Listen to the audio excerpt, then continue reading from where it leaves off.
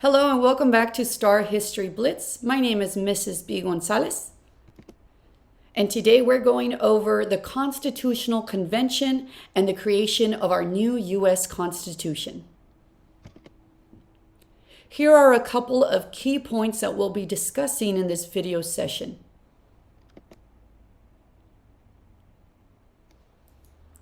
So after Shays' Rebellion, America knew that we needed to restructure our federal government. So they decided to meet at Philadelphia, Pennsylvania, in what became known as a Constitutional Convention. In this convention, the main issue, the very first issue that they had to deal with was congressional representation.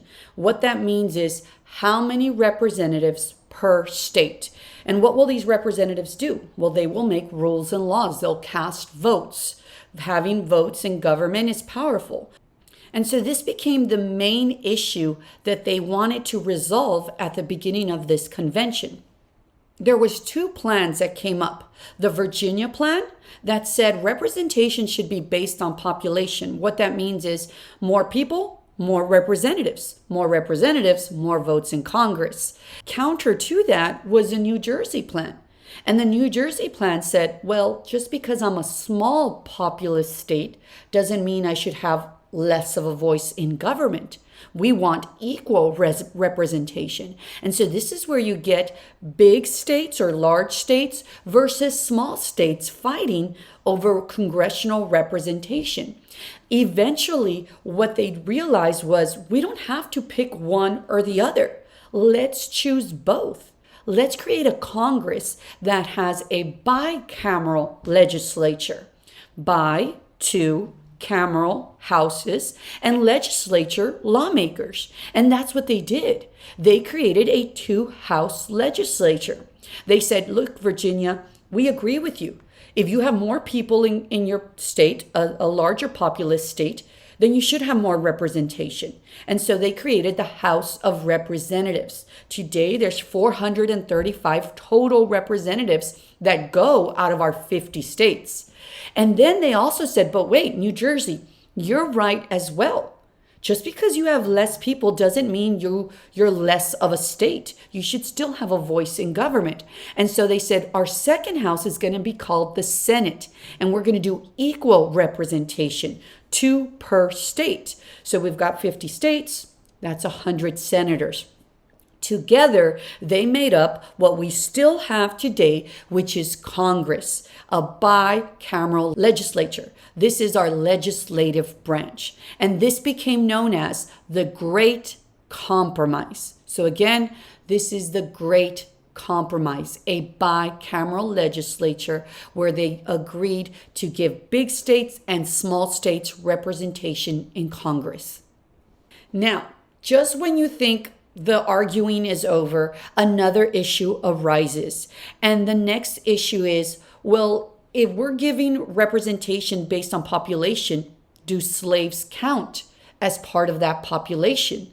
And there was a big debate over this. And finally, they said, you know what? 3/5 compromise. And the 3/5 compromise said, slaves will count, yes, but for every 5 slaves, they're only going to get 3 votes. All right. So they're only going to count as 3. So this became known as the 3/5 compromise. Now, you might think that, hey, this sounds fair, but check this out. This is a map of the southern states during this time. I want you to look at every little purple dot there. Now, let me tell you something.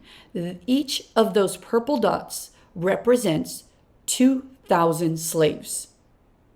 So even though only 3 out of every 5 slaves are going to count, there is so much slave population that the South is still going to have more of a political influence in Congress. What does that mean? The South is still going to have more representatives in Congress. They're still going to have more votes. They're still going to have more power in Congress because they have so much slave population. But that was the 3/5 compromise.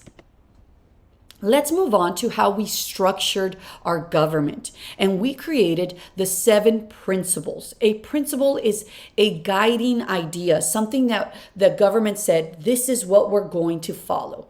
They started with the fact that they wanted the power to come from the people. So if you notice down here, we have popular sovereignty. Popular means people, sovereignty means power. So they said, let's start by giving the people the power. All right. And then they said, well, how do they have power? Well, they have power through republicanism. What does that mean? It means that the people have the power to vote for representatives to go and make rules and laws for themselves to follow, to carry out their will. So that is republicanism. Then they continued by doing something called federalism.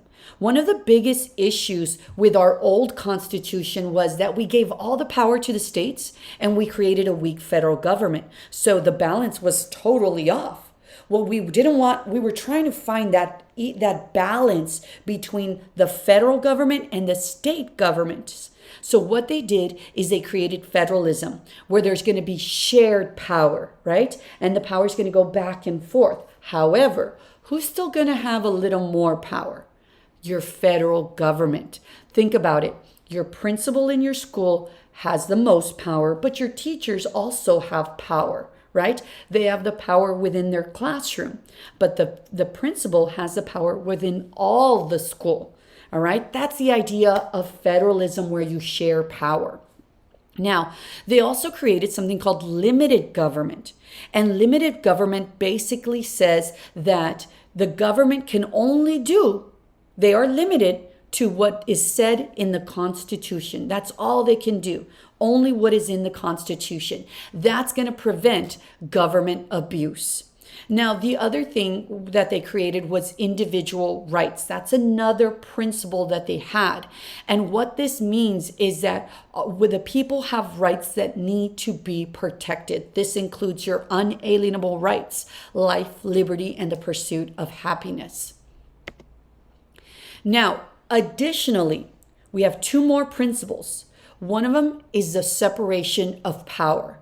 Now, ask yourself, well, what is power in government? Let me tell you, power in government is the ability to make laws. That's very powerful. To then enforce laws. Check to see if you're following those laws, right? Are you breaking the law? And then finally, interpret those laws. Let's see what the law says. You know what? You did break it, and this is your punishment. That is power. And when the King of England was in charge of the colonies, he had all that power. Parliament and the king had all that power. So they said, we don't want that. We want to separate the power. And that's what they created. The legislative branch makes laws.